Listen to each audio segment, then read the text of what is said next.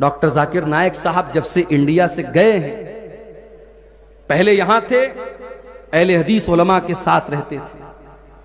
उनकी जो टीम थी उसमें ज्यादातर अहले हदीस उलमा थे। मौलाना सनाउल्लाह मदनी साहब, मौलाना शमीम फौजी साहब, आपके बिहार के शेख अशफाक सलफी साहब और बहुत सारे अहले हदीस उलमा उनकी टीम में शामिल थे। उस वक्त डॉक्टर जाकिर नायक की जो सोच थी वो अलग थी, और अभी जो उनकी सोच सामने आ रही है उनके बयानात से, वो बहुत अलग हो चुकी है। अब वो अहले हदीसों को भी एक फिरका कहते हैं। उनसे पूछा जाता है कि आपके आइडियल कौन है, किसी एक भी अहले हदीस आलिम का नाम नहीं लेते, उन उलमा का नाम लेते हैं जिनके अकीदे में, मनहज में खराबी पाई जा रही है। इसलिए हमारे वो अहले हदीस नौजवान जो अब तक डॉक्टर जाकिर नायक को अहले हदीस समझते थे, मानते थे, वो होशियार हो जाएं।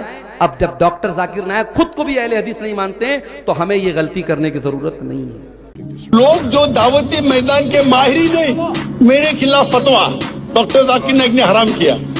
अरे तुमने कभी 50,000 के मजमे में कभी सवाल जवाब किया जिंदगी में? क्या खुद तो नहीं करते, दूसरों को करने भी नहीं देते। ये हाल है अपने मुसलमान का आज। खुद तो करते ही नहीं, अपने टेलीविजन पे वीडियो रिकॉर्डिंग करते। वो जाकिर नायक ने हराम किया, वो दो इला सबली रब्बी कबल कमा। वो जाकिर नायक जानते नहीं हदीस में क्या लिखा है।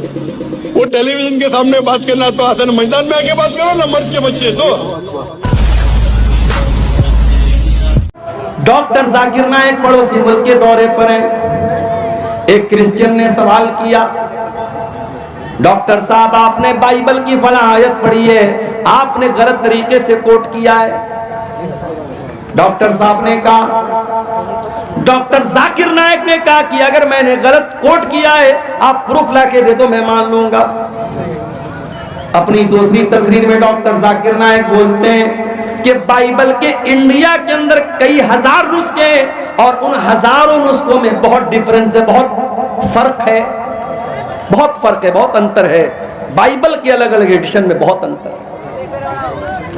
दूसरी तरफ आ जाओ कुरान के अंदर, उस्मान गनी रज़ी अल्लाह तआला अन्हु कुरान पढ़ते हुए शहीद किए गए, और जब वो कुरान पढ़ रहे थे उस कुरान की कॉपी के ऊपर, उस कुरान के नुस्खे के ऊपर हजरत उस्मान गनी के खून के छींटे भी पड़े थे। और मालूम है वो कौन सी आयत पढ़ रहे थे? ए भाई क्या हो रहा है?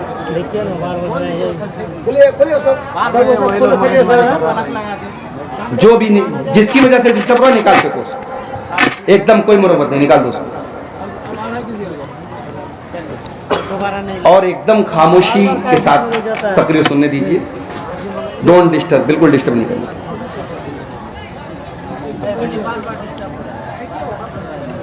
डिस्टर्ब मत कीजिए। तो कुरान करीम उस्मान गनी रज़ी अल्लाह तआला अन्हु कुरान की तिलावत कर रहे हैं, और कुरान के जिस नुस्खे पर हजरत उस्मान गनी के खून के छींटे पड़े वो आज भी ताशकंद के म्यूजियम में वो कुरान मौजूद है। और आपको जान करके आश्चर्य होगा, हैरत होगी कि उस कुरान में और आज हमारे पास जो कुरान मौजूद है, देयर इज नो डिफरेंस, कोई अंतर नहीं है, कोई फर्क नहीं। ये कुरान का एजाज। इतना ही नहीं, उस्मान गनी जब कुरान की तिलावत कर रहे थे, कौन सी आयत पढ़ रहे थे? सूरह बकरा की आयत पढ़ रहे थे, फसयकफीकुहुमुल्लाह वहुवस समीउल अलीम। अल्लाह ताला इनके लिए काफी हो जाएगा, अल्लाह इनसे इंतकाम ले लेगा, इनसे बदला ले लेगा। अल्लाह सब कुछ सुनने वाला, सब कुछ जानने वाला है। उस्मान गनी कुरान की तिलावत कर रहे हैं और कुरान की यही आयत वो पढ़ रहे हैं, उसी हालत में उनको ज़बा कर दिया गया, शहीद कर दिया गया। उस्मान गनी कुरान से बहुत मोहब्बत किया करते थे, बहुत मोहब्बत किया करते थे। इसीलिए उस्मान गनी रज़ी अल्लाह तआला अन्हु का इंतकाल भी हुआ तो कुरान पढ़ते हुए हुआ। और उस्मान गनी कहा करते थे, लौ तहरत कुलूबुकुम मा शबियत मिन कलामिल्लाह। ओ लोगों, अगर तुम्हारा दिल पाक और साफ होता तो कुरान को सुन करके कभी तुम्हारा दिल न भरता, कभी तुम्हारा दिल आसूदा न होता, कभी तुम्हारे दिल को सेरी हासिल न होती कि मैंने बहुत कुरान पढ़ लिया है। मेरे नौजवान साथियों, जरा अपने अपने गरेबान में झांक के बताओ, आखिरी बार तुमने कुरान कब पढ़ा है? हर शख्स अपने ऊपर गौर करे, उसने आखिरी बार बैठ करके आधा घंटा कुरान कब पढ़ा था, जरा बता देना मुझे। अब अगर मैं ये पूछूं कि आखिरी बार तुमने व्हाट्सएप कब देखा था, कहोगे 10 मिनट पहले। मैं पूछूं आखिरी बार तुमने फेसबुक पर रील्स कब देखी थी, मौलाना साहब अभी तकरीर सुनने के पहले तो देखी थी। तुमने लास्ट टाइम यूट्यूब के शॉर्ट्स कब देखे थे, अभी तो तकरीर में आने के, जलसे में आने के पहले हमने देखा था। यूट्यूब के लिए टाइम है, फेसबुक के लिए टाइम है, इंस्टाग्राम के लिए टाइम है, सोशल मीडिया के लिए टाइम है। अगर टाइम नहीं है तो कुरान के लिए टाइम नहीं है। हो लोगों, ये दिल मुर्दा हो चुके हैं, ये दिल कठोर हो चुके हैं, ये दिल सख्त हो चुके हैं। हमारे दिलों को कुरान अब अच्छा नहीं लगता, हमारे दिलों को कुरान, हमारे दिलों के ऊपर कुरान का असर नहीं होता है। अरे हमारे दिल की क्या हैसियत है? हमारा दिल तो गोश्त पोस्त का बना हुआ मुलायम सा दिल होता है। कभी बकरा खस्सी ज़बा करते हैं आप, या बड़ा जानवर आप ज़बा करते हैं, देखा होगा आपने दिल कितना बड़ा होता है, दिल की क्या हैसियत होती है। हमारा दिल तो गोश्त पोस्त का मामूली बना हुआ दिल है। अल्लाह कुरान में कहता है, कुरान के 28वें पारे में कहता है, सूरे हश्र की आयत नंबर 21 में कहता है, लौ अंज़लना हाज़ल कुरान अला जबलिन लरअयतहु खाशिअम मुतसद्दिअम मिन खशियतिल्लाह। ओ लोगों, इस कुरान को हमने किसी पहाड़ के ऊपर भी उतारा होता तो पहाड़ भी अल्लाह के खौफ से रेजा रेजा हो जाता, पहाड़ भी अल्लाह के खौफ से चूर चूर हो जाता, पहाड़ भी कुरान को सहन न कर पाता। ये कुरान इतनी ताकतवर किताब है, इतनी पावरफुल किताब है। वतिलकल अम्सालु नदरिबुहा लिन्नासि लअल्लहुम यतफक्करून। ओ लोगों, तुम्हारा परवरदिगार मिसालें बयान कर रहा है, तुम गौर क्यों नहीं करते? उमर इब्ने खत्ताब को देखो, इस्लाम के बड़े कट्टर दुश्मन हैं, अभी इस्लाम कबूल नहीं किया, इस्लाम के बड़े कट्टर दुश्मन है उमर बिन खत्ताब। एक दिन खाने काबा के पास से गुजर रहे हैं, अल्लाह के प्यारे नबी कुरान की तिलावत कर रहे हैं। उमर फारूक के कानों में कुरान की आयत पहुंचती है।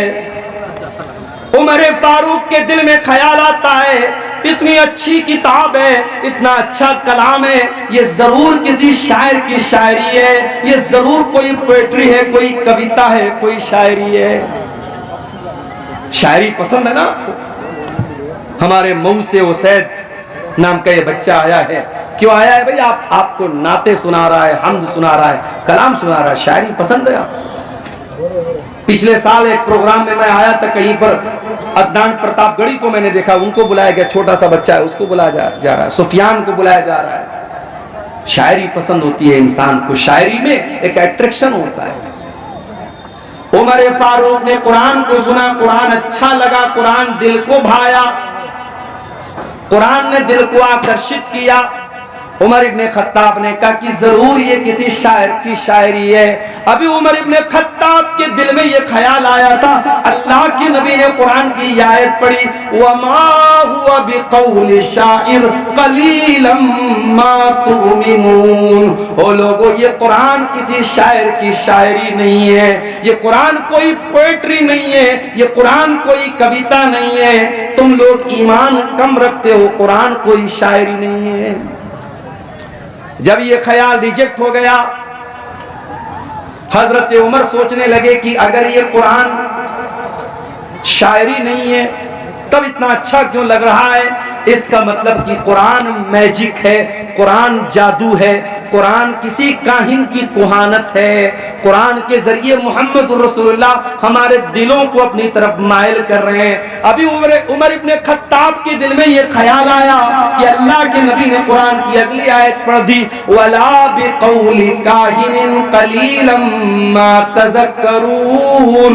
ओ लोगों, ये कुरान किसी जादूगर का जादू भी नहीं है, ये कुरान किसी काहिन की कुहानत भी नहीं है। तंज़ीलुम मिर रब्बिल आलमीन, ये कुरान तो अल्लाह ताला ने नाजिल किया है, रब्बुल आलमीन ने नाजिल किया है।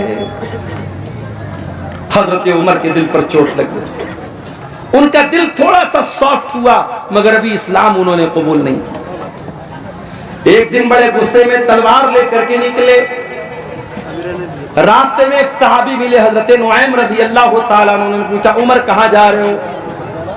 कहा कि आज मैं तलवार लेकर के निकला हूं, आज मोहम्मद रसूलुल्लाह का मर्डर कर दूंगा, नऊजुबिल्लाह, आपकी हत्या कर दूंगा, इस्लाम का काम तमाम कर दूंगा। हजरत नुआइम दिल ही दिल में घबरा गए, जबान से उन्होंने जाहिर नहीं किया। वो जानते थे हजरत उमर बड़े मूडी आदमी है, उनके मूड में आ गया तो कुछ भी कर सकते हैं। कहा कि ऐ उमर, एक काम करो, पहले अपने घर जाओ, तुम्हारी बहन भी मुसलमान हो चुकी है, तुम्हारे बहनोई भी मुसलमान हो चुके हैं। कहा अच्छा, मेरी बहन इस्लाम ले आई, मेरे बहनोई इस्लाम ले आए, अभी चल के बताता हूं। वहां से रास्ता बदल दिया। हजरत उमर कहां पहुंचे? बहन के ससुराल पहुंचे, बहन के घर पहुंचे। अंदर बहनोई कुरान की तिलावत कर रहे थे, कुरान पढ़ रहे थे। हजरत खब्बाब रजी अल्लाह ताला अन्हु उनको कुरान पढ़ा रहे थे। हजरत उमर ने दरवाजा खटखटाया, बहनोई ने अंदर से पूछा कौन? कहा कि मैं उमर इब्ने खत्ताब। जल्दी से कुरान को छुपाया गया, दरवाजे को खोला गया। हजरत उमर ने कहा, मुझे पता लगा है तूने इस्लाम तो कबूल कर लिया है, मेरी बहन, इतना गलत काम तुमने कैसे कर दिया? इतना कहने के बाद अपनी बहन को मारने लगे। बहनोई बचाने के लिए आए, बहनोई को भी मारने लगे। हजरत खब्बाब तो एक कोने में छुपे हुए थे, बहनोई भी लहूलुहान, बहन भी लहूलुहान। बहन ने कहा कि ऐ उमर, कान खोल करके सुन ले, जितना मारना है मार ले, जितना सितम करना है सितम कर ले।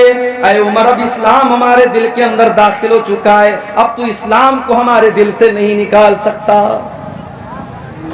हजरत उमर सोचने पर मजबूर हो गए कि वो बहन जो कल तक अपने भाई की आंखों से आंखें मिला करके भी बातें नहीं करती थी, आज कितने धड़ल्ले से मेरी बातों का जवाब दे रही है। इतनी हिम्मत मेरी बहन के अंदर कहां से पैदा हो गई? कहा अच्छा बहना, ये बता, वो जो तू कलाम पढ़ रही थी, कुरान पढ़ रही थी, क्या मैं भी पढ़ सकता हूँ? कहा नहीं, तुम नहीं पढ़ सकते, तुम नापाक हो, जाओ पहले गुस्ल करके आओ। हजरत उमर ने गुस्ल किया, पाक साफ होकर के आए, कुरान उनके सामने रख दिया गया और कुरान की सूरह ताहा की आयतें उन्होंने पढ़ी। ताहा मा अंज़लना अलैकल कुरआन लितशका इल्ला तज़किरतन लिमन यख़शा। हजरत उमर पढ़ते चले जा रहे हैं, कुरान की आयतों को पढ़ते चले जा रहे हैं और उनके सीने में जो दिल था वो इस्लाम की तरफ माइल होता चला जा रहा है। जब तिलावत खत्म कर चुके, कहा कि ऐ मेरी बहना, ये अल्लाह का कलाम है, मैं भी इस पर ईमान लाना चाहता हूँ, मैं भी इस्लाम कबूल करना चाहता हूँ, मैं भी मुसलमान होना चाहता हूँ। हजरत सईद बिन ज़ैद उनके बहनोई थे, उनको लेकर के दारे अरकम में पहुंचे, जहां अल्लाह के नबी अपने सहाबा को लेकर के छुपे रहते थे।